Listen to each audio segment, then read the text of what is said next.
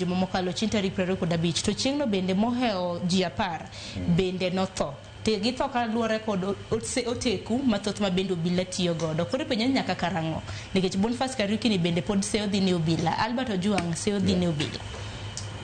Gini chon nyaka wang'iye matut ahinya nikech kata wan be kaka chama diere mane wang'anyo rach ni ane constituency mosenegi ji mang'anyo moloyo constituency moro amora Kenya ka.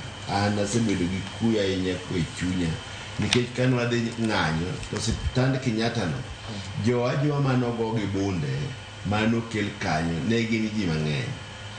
Omiyo gima timore no ok ber ahinya Kenya ka. Kata Boniface no kane ogo gi bunde machiegni close range ok en gima ni kare. Tiyudo ni mokwongo polise wa nicha wacho chieng' moro ni owinjo chak water gi training moro ging'e bende kaka gidil gi ji.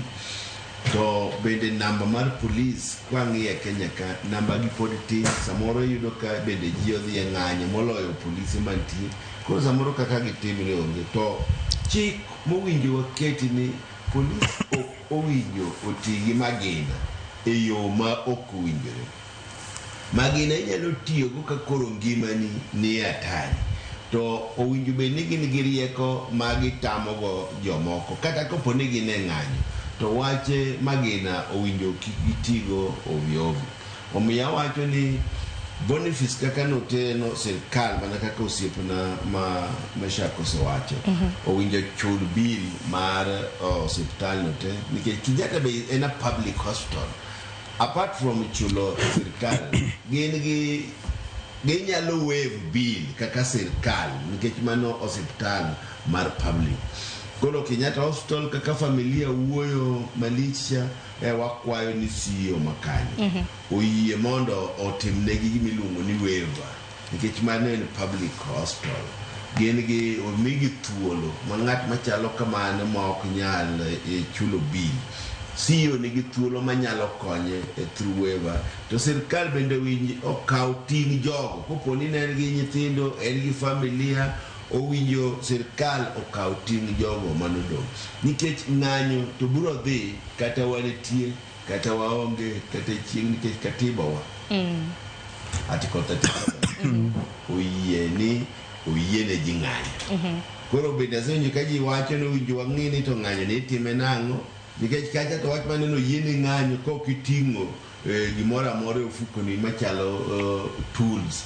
Ing'anyo ka in gi lweti nono. To kata ichiwo memorandum ne polisi to udwa dhi ng'anyo kama chalo nade. Magi gik mowach kanyo. Koro ji moko be wacho ni winjo kel amendment. Mano to ok onyal wuoyo sani.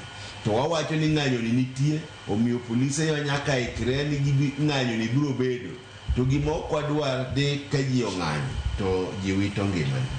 En mana ni samoro ng'anyo ni nitie jogo mobende bire ng'anyo ka to gin gibiro gi wechegi.